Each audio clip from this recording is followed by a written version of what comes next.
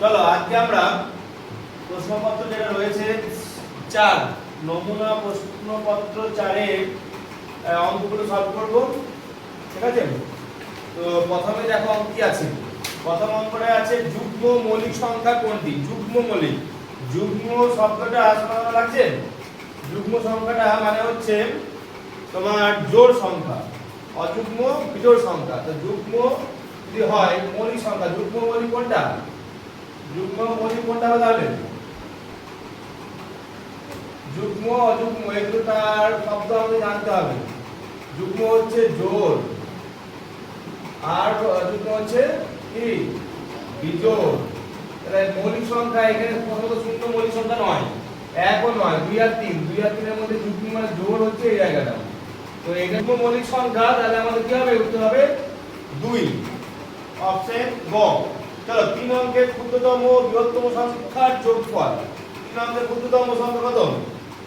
100, তাই তো? আর বৃহত্তম সংখ্যা কত? 3টে 9, 3টে 9 আর 100 যোগ করলে কত হবে? 9 একে 10, তাহলে 1099, 1099 কত হয়ে গেল? এটা দেখতে পাচ্ছি তো? দেখ 12টি কলার 3 এর 4 অংশ পচে গেলে কয়টি কলা ভালো থাকবে? এই জায়গাটা বোঝার অঙ্ক আছে। হতে পারে 12টি কলা 12 লিখলাম, 3 এর 4 অংশ পচে গেছে, তো 3 এর 4 দিয়ে গুণ করব, তাহলে কতগুলো পচে গেছে পাবো। তাহলে গুণ করলাম, গুণ করা মানে নিচে 1 আছে। ঠিক আছে? তাহলে এবার যেটা হয় 12 গুণিতক 3 36, উপরে উপরে গুণ হলো, আর 4 গুণিতক 1 4 পাবো। এবার কি হয় 36 কে 4 দিয়ে ভাগ 9, তাহলে 9টি পচে গেছে। 4 9 36, 4 একে 4 আর 4 9 36, তাহলে 9টি পচে গেছে। তাহলে 9টি যদি পচে যায় তাহলে ভালো থাকবে কয়টি? তাহলে ভালো থাকবে 12 থেকে 9 বাদ, 12 থেকে 9 বাদ দিলে 3টি ভালো থাকবে। এইভাবে তুমি অঙ্কটা করতে পারো, বা আরেকটা ভাবে প্রসেসে করা যেতে পারে যে যদি এইভাবে ভাবো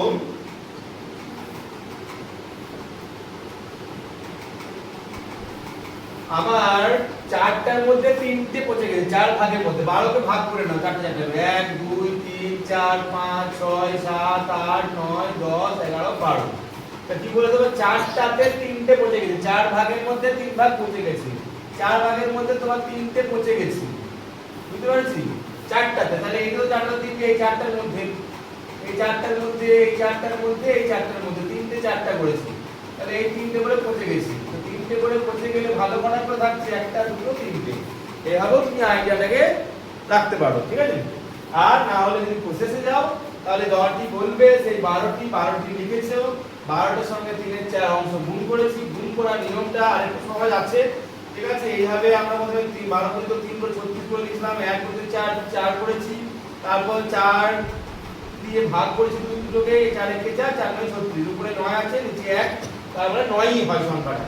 তো 9 হচ্ছে পচে যাওয়া সংখ্যা, আর 12 হচ্ছে মোট সংখ্যা, বিয়োগ করেছি, উত্তর পেয়েছি 3। ঠিক আছে? এগুলো ভালো আছে। এইবার তোমার মনে হতে পারে যে আর একটু সহজ নিয়ম কিভাবে করা যেতে পারে স্যার? আর একটু সহজ নিয়ম বলতে তোমার যদি ভাবানো হয় এইভাবে যে এক কাজ করো যে 12টি কলা গুণিতক 3 এর 4 করে দিলাম। ঠিক আছে? 3 এর 4, এইবার কাটাকাটি এইভাবেও যায়, 4 একে 4 আর 4 3 12, এইভাবেও কাটাকাটি যায়, কারণ এর নিচে 1 আছে। ঠিক আছে? তো এইবার 3 এ 3 গুণ করবে 9 পাবে, আর 1 এ 1 নিচে 1 পাবে, এই একটা লেখা দরকার পড়ে না। তাহলে 9 করতে 9 যায় তোমার হয়ে গেল উত্তর এখানে। তো 9 হচ্ছে তোমার পচে যাওয়া, যদি পচে যাওয়া কলার সংখ্যা 9টি হয়, আর তাহলে ভালো কলার সংখ্যা হবে 12 বিযুক্ত 9 সমান হচ্ছে 3। আশা করি বুঝতে পেরেছি। নেক্সট চলো 4 কি বলছে? 2324 সংখ্যাটি 3 এর স্থানীয় মান ও প্রকৃত মানের যোগফল। স্থানীয় মান প্রকৃত মান তোমাদের খুব জানা অঙ্ক, এই অঙ্কগুলো সহজ তোমাদের কাছে। 2324 এর 3 এর স্থানীয় মান, 3 এর 324, স্থানীয় মান কত হবে? 300। আর 3 এর প্রকৃত মান আমরা বলেছিলাম সংখ্যার প্রকৃত মান কি হয়? সংখ্যা নিজেই। স্থানীয় মান কোন স্থানে আছে আর প্রকৃত মান সংখ্যা নিজেই, তাহলে 3 এর এখানে প্রকৃত মান হবে 3 আর স্থানীয় মান 300। এই যে 3 এর এখানে একক করবে, দশক করবে, শতক করবে আর হাজার, তাহলে এখানে 3টে কোথায় আছে? শতকের ঘরে আছে।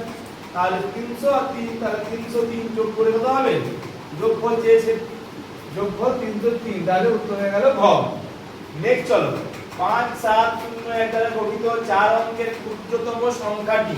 তো ক্ষুদ্রতম সংখ্যা গঠন করতে গেলে আগে 0 1 5 7 এরকম যদি ভাবি তাহলে ভুল হয়ে যাবে। বাঁ দিকে 0 থাকা মানে তার শূন্যটার কোনো দাম থাকে না, ভ্যালু থাকে না। সেই জন্য আমাদের কাজ করতে হয় সবচেয়ে ছোট সংখ্যা 1 থেকে 9 এর মধ্যে যেগুলো সবচেয়ে ছোট যে থাকে সেই সংখ্যাটা 1 আছে, 1 নিয়েছি, তারপর 0 নিয়ে নেব, তারপর 5 আর 7, তাহলে 1057 কোথায় হবে? 1057, দেখো ভয় আছে। বুঝা গেছে অঙ্কটা? এটা কিন্তু ভুল করব না। নিচে কোন সালটি অধিবর্ষ? অধিবর্ষ তোমরা ইংরেজি টার্মটা জানো, লিপ ইয়ার। লিপ ইয়ার হলে কি হয়? লিপ ইয়ার হলে ফেব্রুয়ারি মাসে একটা দিন বেড়ে যায়। তো যাই হোক, আমরা লিপ ইয়ার বার করি কি হবে?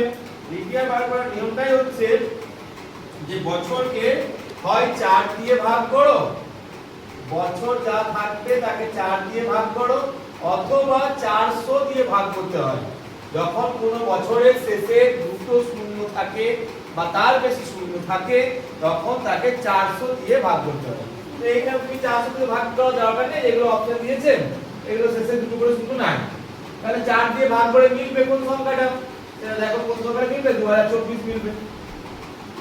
2024 4 দিয়ে ভাগ করার নিয়মটা কি? শেষ দুটি অঙ্ক কোন সংখ্যা, যত বড় সংখ্যা দেবে। ঠিক আছে, আমি দিলাম 5 7 9 6 1 5 9 3, এই এত বড় সংখ্যা দিতে পারো, দিলে আমি সংখ্যা দিতে পারি। এখানে হয়তো 4 দিলাম হয়তো, আরো এখানে ধরো আরো 6 9, আমি যত বড় সংখ্যা দিই না কেন, যদি শেষের একবারে ডান দিকে এটা রয়েছে মানে একক আর দশক মিলে, একক দশক অঙ্ক যখন রয়েছে, এই অঙ্ক যে রয়েছে আর কি স্থানে যে সংখ্যাটা তৈরি হয়েছে সেইটা যদি 4 দিয়ে মিলে যায় তাহলে তোমার সংখ্যাটাও মিলে যাবে, যত বড়ই সংখ্যা হোক মিলে যাবে। তাহলে এইখানে তোমার 25 4 দিয়ে মিলবে? মিলবে না, এই 25টা মিলবে না, তাহলে এটা হবে না। তোমার 24 মিলবে না, 4 6 24 অবশ্যই হবে, এই সংখ্যাটাই হবে, দেখো অন্যগুলো মিলবে না। 26 4 দিয়ে মিলে না, মিলে না। আর 2023 যেটা আছে 23ও কিন্তু 4 দিয়ে মিলবে না, অতএব তোমার 24টাই উত্তর। তোমার যদি মনে হয় যে আমি সবগুলো 4 ভাগ করে দেখি স্যার, দেখতে পারো 2024 কে একবার 4 দিয়ে ভাগ করো, 2023 কে একবার 4 দিয়ে ভাগ করো, ঠিক আছে, ভাগ করে দেখো এটাই মিলবে, আর অন্যগুলো মিলবে না। বুঝা গেছে? নেক্সট চলো, ওই 24 ঘন্টার কাটায়, 24 ঘন্টায় ঘন্টার কাটাটি পুরো ঘড়িতে কতবার ঘোরে? এটা বইয়ে দেখবে উত্তর ভুল আছে, যদি কেউ অঙ্কটা পড়ে দেখেছো তাহলে দেখবে উত্তর ভুল আছে। ঘন্টার কাঁটা কতবার ঘুরবে? ঘন্টার কাঁটা যদি 12 থেকে যখন দেখতে পাবেন, ঘন্টার কাঁটা এখানে শুরু করে, ঠিক আছে, এখানে দুটো করে আরো আছে সংখ্যা। তো ঘন্টার কাঁটা এখান থেকে শুরু হলো ধরো 12টা থেকে, ঠিক আছে, এইখান থেকে ঘুরে ঘুরে ঘুরে ঘুরে ঘুরে ঘুরে ঘুরে যখন আসছে তখন 12 ঘন্টা হচ্ছে। আবার যখন তোমার ঘুরতে শুরু করলো, আবার ঘুরতে শুরু করলো যখন, তখন 24 ঘন্টা হচ্ছে। তাহলে ঘন্টার কাঁটা কবার ঘুরছে?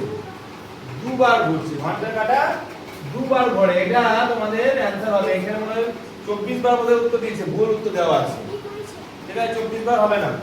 নেক্সট চলো, 2রা ফেব্রুয়ারি 2025, এটা খুব ভালো অঙ্ক একটা দেখে নাও।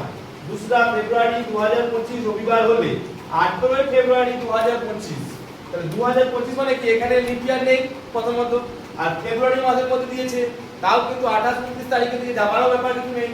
তাহলে একটা জিনিস আমরা জানি, একটা জিনিস শিখে রাখার জায়গা, সেটা হচ্ছে যে যদি কোনো সপ্তাহটা ধরো রবিবার, রবিবারটা ধরো 1 তারিখ হয়, 1 তারিখ শুরু হচ্ছে, যে বার দিয়ে শুরু হোক না কেন, রবিবার সোমবার যাই হোক না, 1 তারিখ যদি রবিবার, আমি একটা উদাহরণ দিচ্ছি, 1 তারিখ যদি রবিবার হয়, 1 তারিখ রবিবার, ঠিক আছে, তাহলে 2 তারিখ 3 তারিখ এমনি করে তুমি গুনতে থাকো, ঠিক আছে। পরবর্তী রবিবার কখন আসবে? পরবর্তী রবিবার আসবে এর সঙ্গে 7 যোগ করবে, তাহলে 8 তারিখ দেখো তোমার রবিবার আসবে। তুমি দেখো ভালো করে, রবিবার 8 তারিখে হবে। তুমি যদি মনে হচ্ছে না আমি করে দেখাই, তাহলে দেখো করে দেখাচ্ছি, করে দেখাচ্ছি। দেখো এখানে 3 4 5 6 7 পর্যন্ত লিখে নিলাম, ওকে। রবিবার পর সোমবার, সোমবারের পর মঙ্গলবার, মঙ্গলের পর বুধবার, বুধের পর বৃহস্পতি, তারপর শুক্র, তারপর শনি, এটা যদি বুঝতে পারলে তাহলে এইখান থেকে 7 দিন যোগ করতে হয়। একটা যে কোনো রবিবার, এটা ধরো 1 তারিখ যদি সোমবার শুরু হতো, তাহলে পরবর্তী সোমবার তাহলে 1 তারিখ থেকে 7 যোগ করে তাহলে 8 তারিখে হবে। বুঝতে পারছি? যদি ধরো সোমবারে 2 তারিখ সোমবার শুরু হয়েছে, দেখো 2 তারিখ সোমবার শুরু হয়েছে, 2 তারিখ সোমবার শুরু হয়, পরবর্তী সোমবার 7 দিন যোগ করো, 2 আর 7 কত হয় 9, 9 তারিখ রবিবার পর সোমবার আসছে, অবশ্যই আসবে। তাহলে 7 দিন যোগ করতে হয়। তাহলে তুমি একটা কাজ করো এই অঙ্কটাতে, 2 ফেব্রুয়ারি, ঠিক আছে, আর 18 ফেব্রুয়ারি, তাহলে একটা কাজ করব কি, সেটা হচ্ছে আমি 7 দিন করে এগিয়ে যাই। তাহলে 2 ফেব্রুয়ারি যদি তাই হয়, 2 ফেব্রুয়ারি যদি আমার 2 ফেব্রুয়ারি যদি কি বার বলেছে, রবিবার, তাহলে 2 ফেব্রুয়ারি রবিবার, ঠিক আছে, ওকে। তাহলে 7 দিন যোগ করে দাও, 7 দিন যোগ করলে আবার রবিবার পাবো, তো কত তারিখ হবে, সেটা 9 তারিখ হবে, 2 আর 7 9, ওকে। আবার 7 দিন যোগ করো, তাহলে আবার রবিবার পাবে, তাহলে 9 আর 7 কত হয়, 9 আর 7 হচ্ছে 16, 16 তারিখ রবিবার পাবে। এবার তোমার কি বলেছে, 18 তারিখ বলেছে, তাহলে 17 তারিখ আর 18 তারিখ, দেখো পারবে কিনা। তাহলে এটা কি হবে, সোম আর তারপরে মঙ্গল, আমার লেখাটা ঠিক হলো না হয়তো, ঠিক আছে, তোমরা ঠিক করে লিখবে, তো সোম, ভালো করে লিখে দিই, সোম আর মঙ্গল। এটা কিন্তু খুব ইম্পর্টেন্ট, 8এরটা ক্যালেন্ডারে আরো অঙ্ক আছে, ক্লাসে আমরা করেছি, আর স্যার থেকে বুঝতে পারবে ক্যালেন্ডার অঙ্ক কিভাবে করতে হয়, ঠিক আছে। ক্যালেন্ডার অঙ্ক পরে আমরা অন্য ছোট ভিডিও করে দেখিয়েও দেব ক্যালেন্ডার অঙ্ক কত সহজে করা যায়। চলো 9 নম্বর অঙ্ক বলছে পয়েন্ট মানে 0.85 এর সঙ্গে কত যোগ করলে 1 হবে। তাহলে 1 থেকে বিয়োগ করতে হবে তোমাকে, 1 থেকে কি বিয়োগ করবে, 0.85 বিয়োগ করবে। তো বিয়োগ আমরা আগে দেখিয়েছিলাম যে 1 এর পরে দশমিকের পর কিছু নেই, মানে দুটো নিয়ে নেবে, ঠিক আছে। 5 থেকে 10 বলে এইভাবে করতে পারি, এই সিস্টেমে তুমি করতে পারো, অথবা তুমি ভাবতে পারো যে পয়েন্ট বা 0.85 এর সঙ্গে অপশনগুলো যোগ করো। দেখো পয়েন্ট 0.5, এটা 0.5 0.5 যোগ করলে আসবে, আসবে না, দেখবে 5 পাবে, 8 আর 5 13 3 হাতে গেল 1 1, তাহলে এটা হবে না। তাহলে এই অঙ্কটা অপশন গেল 1.5, এটা আরোই হবে না, দেখবে এক তো হয়ে আছে এখানে, এখানেও 1.15 রয়েছে, 1.15 এটাও হবে না, তাহলে এইটা দিলে হবে, দেখবে কি হচ্ছে 0.85 এর সঙ্গে আমরা অপশন যেটা পেয়েছি বিটা 0.15, দেখো যোগ করো, 5 5 0, 5 আর 5 যোগ করলে 0, হাতে গেল 1, 8 একে 9, 1 তাহলে 0, হাতে গেল 1, তো 1.1.00, তার মানে তুমি 1 পেয়ে গেলে, তাহলে উত্তর আমার কি হয়ে গেল, হ হয়ে গেল এটা। অথবা তোমাকে বিয়োগটা করতে হবে, এই বিয়োগটা অনেক কঠিন লাগতে পারে, সেই জন্য এটা করতে বলছি। আর যদি পারো তাহলে খুব সহজ ব্যাপার, 5 × 10 করে 5 দিলে হাতে গেল 1, 9 9 8 একে 9, তো 10 করে 1 দিলে হাতে গেল 1, এখানে 0 পাবে, তাহলে উত্তর আমার 0.15, তাহলে এই উত্তরটা পেয়ে গেলে। তো আমার মনে হয় প্রথমে যে এই পদ্ধতি করতে পারো, এটা সহজ হবে অনেকের ক্ষেত্রে, এই পদ্ধতি সহজ হবে। নেক্সট চল, প্রকৃত ভগ্নাংশের ক্ষেত্রে আমরা ভগ্নাংশ প্রথমত পেয়েছি দু রকম, এখন আপাতত এখন দু রকম ভগ্নাংশ পেয়েছি, সেটা হচ্ছে প্রকৃত ভগ্নাংশ আর পেয়েছি অপ্রকৃত ভগ্নাংশ। তো প্রকৃত ভগ্নাংশের ক্ষেত্রে কি হয়, প্রকৃত ভগ্নাংশ হচ্ছে 3 এর 8 হচ্ছে প্রকৃত ভগ্নাংশ, আবার উল্টো করে যদি বলি 8 এর 3 হচ্ছে অপ্রকৃত ভগ্নাংশ। তার মানে একটা জিনিস বলছি, যদি আমরা এইটুকু জানি উপরেরটা লব বলে, নিচেরটাকে হর বলে, তাহলে এখানে দেখতে পাচ্ছি লব ছোট আর হর বড়, তো লব এখানে ছোট, ছোট চিহ্নটা কেমন করে দেবো, এইভাবে দেবো বলেছি, আর এটা হর।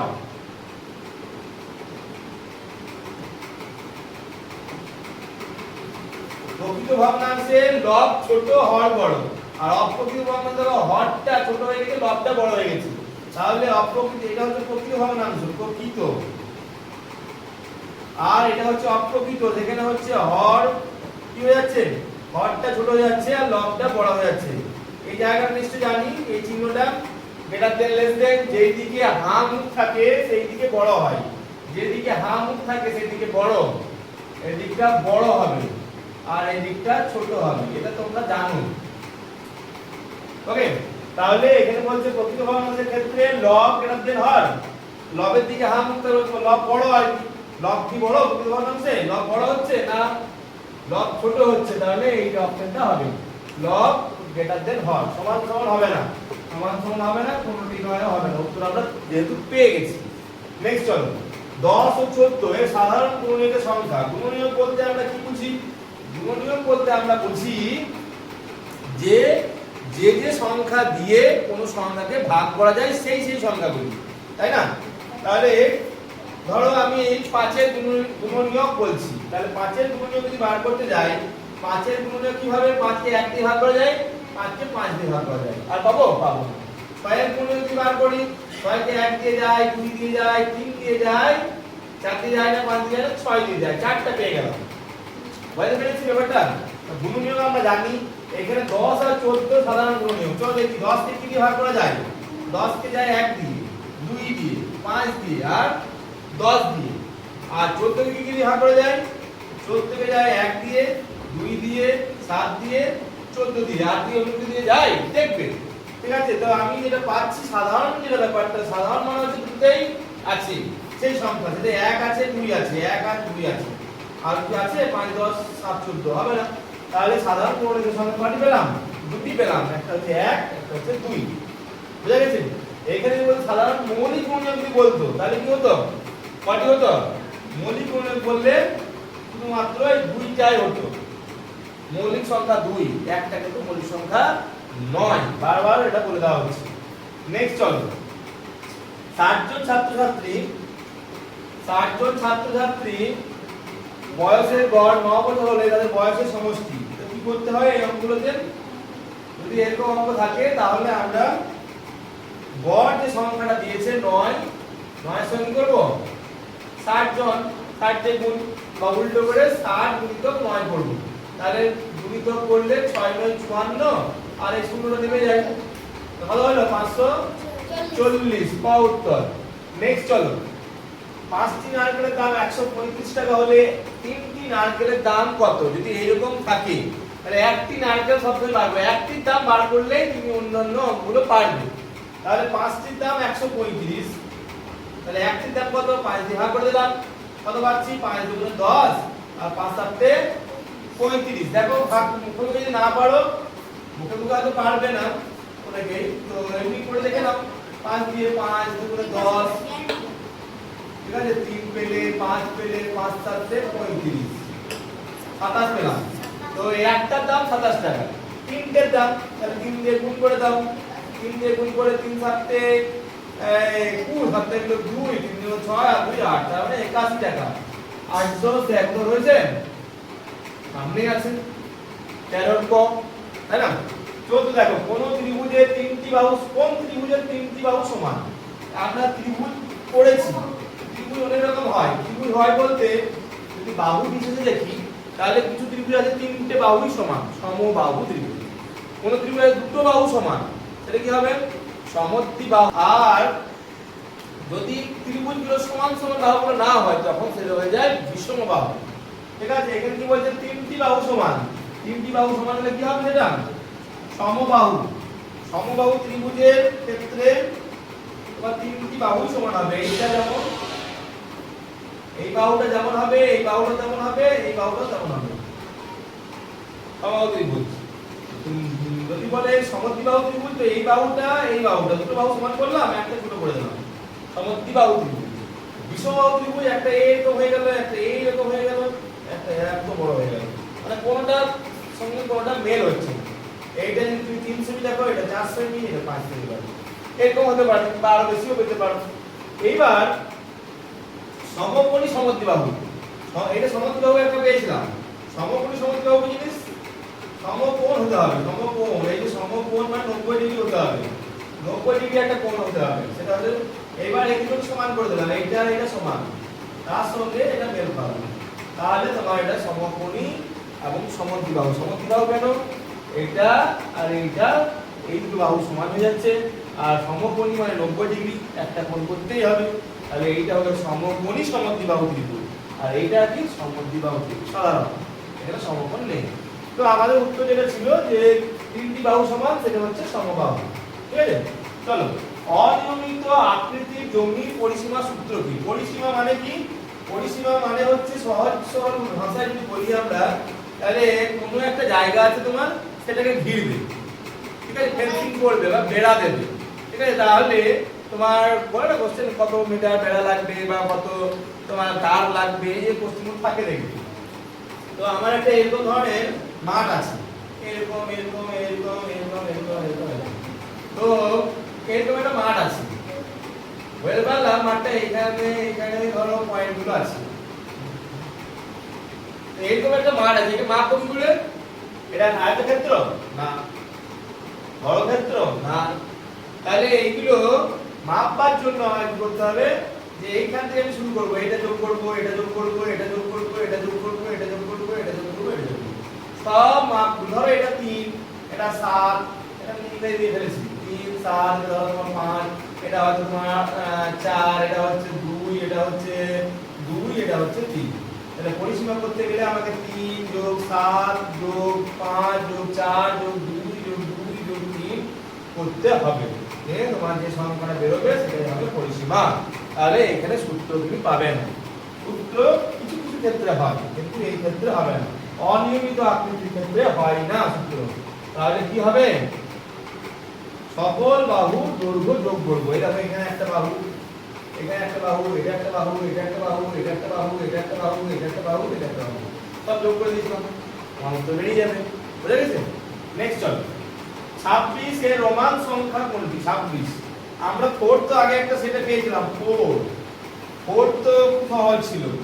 তো এই রোমান সংখ্যা শিখতে হবে। রোমান সংখ্যা শেখার ব্যাপারটা কি, এরকম ব্যাপারটা থাকে যে আমাদের প্রথমে আই দিয়ে শুরু হয় 1, তারপর 2, তারপর 3, 3 যায়, তারপর আই আর ভি 4, তারপর ভি 5 6 ভি আর আই। এখানে ভিটাকে মার্ক করো। ভি মার্ক করার জন্য এটার জন্য বলছি, কারণ এই ভি হচ্ছে 1 মানে আই ভি এক্স, এগুলো হচ্ছে এদের কোড। এই কোডগুলোর বাঁ দিকে বসলে, এই কোডগুলোর বাঁ দিকে বসলে কি হয়, এক্স, ঠিক আছে, এগুলো হচ্ছে কোড, মেইন কোড। একটা হচ্ছে 1, একটা হচ্ছে 5, একটা হচ্ছে 10। যদি বাঁ দিকে বসে, এই কোডের বাঁ দিকে বসছি যখন, তখন এটা হয়ে গেল 4, এক ঘর কমে গেল, এটা ছিল 5 ছিল, ঠিক আছে। এখানে কি হয়ে গেছে, 5 থেকে 1 বার, তো ইংরেজি লিখছি না, বাংলা লিখছি। এটা ছিল 5, এটা 5 থেকে 1 বার কত হয়েছে, 4। আর ডান দিকে বসে তাহলে যোগ হবে, তাহলে 5 এর সঙ্গে এখানে 1 যোগ, তাহলে এটা কত হয়েছে, 6, ঠিক আছে। এবার দেখো 6 হলো। এবার দেখো তোমার এখানে ভি ডবল আই দুটো যোগ হয়েছে, তাহলে 5 এর পর দুটো 1 যোগ হচ্ছে, তাহলে 5 6 1 7। এখানে ভি ট্রিপল আই কি হচ্ছে, তাহলে কি যে 5 যোগ 1 যোগ 1 যোগ 1, তাহলে হবে তোমার 8, ঠিক আছে। আর 8 এ যখন চলে এলো তখন আর এইভাবে আর যোগ মানে ভি আরো দুটো তিনটা আই বাড়িয়ে আমি করে দেবো, সেটা কিন্তু হবে না। তখন হয়ে যায় কি, x যে দেখতে পাচ্ছ, x এর আগের একটা i বসে গেল, তখন ix, তখন 9 বা 9 তৈরি করলো, আর x তৈরি করে 10। এইভাবে চলতে থাকে। তারপরে x ডবল i আরো কিছু সংখ্যা তোমাকে আমি বলি,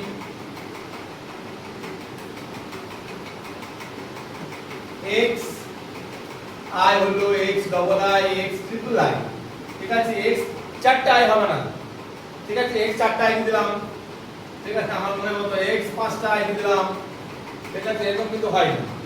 এই আমার এক্সপান্স হলো ভুল। কি হয়, এইখানে 13 পর্যন্ত হলো, এখানে ছিল xi মানে এখানে 10, x সমান 10 আর 1, ডান দিকে এখানে যোগ করেছি, তাহলে 11 হলো, এটা 10 আর দুটো 1 আছে, এটা 12 হলো, এটা 13 হলো, ঠিক আছে। এইটা তারপর কি হবে, x আর v তৈরি হয়, x আর v, x v মানে হচ্ছে x মানে কত 10 আর v মানে কত 5, 10 এর ডান দিকে v আছে, তাহলে 15 তৈরি হলো। এইবার 14 সংখ্যাটা হচ্ছে x i v, i v মানে 4 পেয়েছিলাম আমরা, তাহলে এটা হচ্ছে 4, তাহলে 10 আর এখানে 4 যোগ হচ্ছে, এই কত হয়েছে 14। বুঝতে পারছো, এইভাবে চলতে থাকে, x v i, x v double i, x v triple i, বা যত পর্যন্ত যাবে এটা 18 পর্যন্ত হবে। তারপরে কি হবে, তারপর যেটা ঘটবে সেটা হচ্ছে যে x, দুটো x হলে কি হয় দুটো x হলে 10 আর 10 যোগ হয় কত হবে 20 হবে দুটো x মানে কি 10 যোগ 10 20 তো এখানে 19 করতে গেলে ix সমান 9 পেয়েছিলাম আগে একবার তাহলে x x হচ্ছে 10 আর এটা আরো 9 তাহলে 10 আর যোগ 9 তখন হয়ে গেল 19 বুঝা গেছে এই জায়গাটা ভাইটাল জায়গা এর ক্ষেত্রে এইবার তোমার সুন্দর করে বলতে থাকবে দুটো x পেয়েছো x ডবল x i ঠিক আছে এখানে হচ্ছে 20 আর 1 যোগ করে 21 ডবল x দুটো i ডবল x তিনটে i ডবল x iv এখানে 23 পর্যন্ত ঠিক চললো আবার তারপর 24 এর সময় কি হয়ে গেল যে এখানে 20 তো হয়ে আছে ডবল x এ আরো 4 যোগ হয়েছে 24 হয়ে গেছে এইবার দেখো ডবল x v তারপরে 20 যোগ 5 25 এইভাবে রোমান নাম্বারগুলো তৈরি হয় এবার তোমাকে বলছে 26 তৈরি করতে দেখো 26 কি হবে ডবল x vi vi মানে 6 তাহলে ডবল x vi মানে 20 ডবল x মানে 20 আর 6 কত হবে 26 তাহলে ডবল x vi অপশন কো এটার জন্য অনেকটা কিন্তু বললাম এই রোমান সংখ্যা শিখতে হবে রোমান সংখ্যা আসলে পারবে না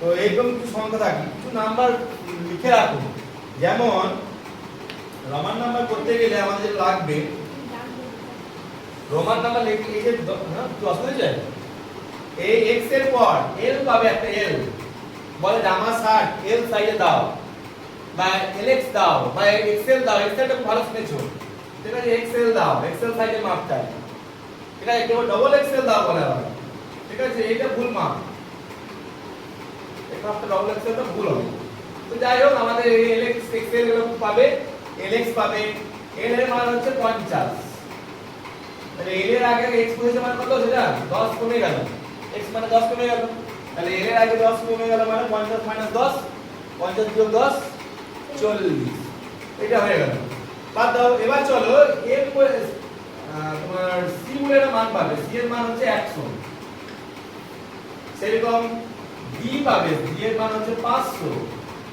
আর m পাবে m এর মান হচ্ছে 1000 এই মানগুলো আছে এগুলো জেনে রাখা রোমান নাম্বার এগুলো জেনে রাখতে হবে ঠিক আছে রোমান নাম্বার বিশদভাবে আবার একটা আলোচনা করব এটা এইটুকু থাক নেক্সট চলো কোশ্চেনে যাই নেক্সট কোশ্চেন কি বলছে 17 নম্বর কোশ্চেন আছে এইটা বলছে যে কিভাবে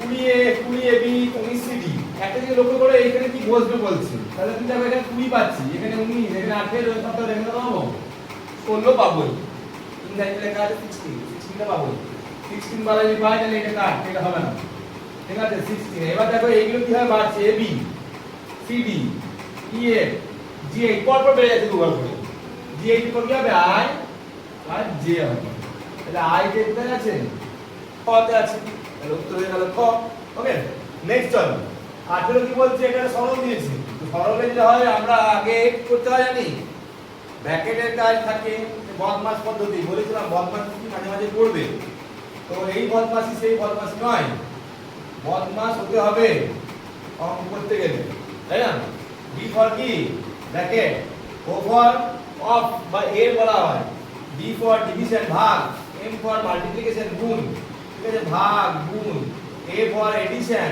আর এস ফর সাবট্রাকশন মানে বিয়োগ ঠিক আছে আর এটা হচ্ছে এর বা অফ বলা হয় আর এটা হচ্ছে ব্র্যাকেট ব্র্যাকেট এই একটা ব্র্যাকেট পাবে এরকম একটা ব্র্যাকেট পাবে আর একটা এরকম ব্র্যাকেট পাবে তিন রকম ব্র্যাকেট পাবে যাই হোক তো এখানে ব্র্যাকেটের কাজটা গুণের কাজটা আগে করবে 7 4 28 ঠিক আছে তো 63 যোগ 28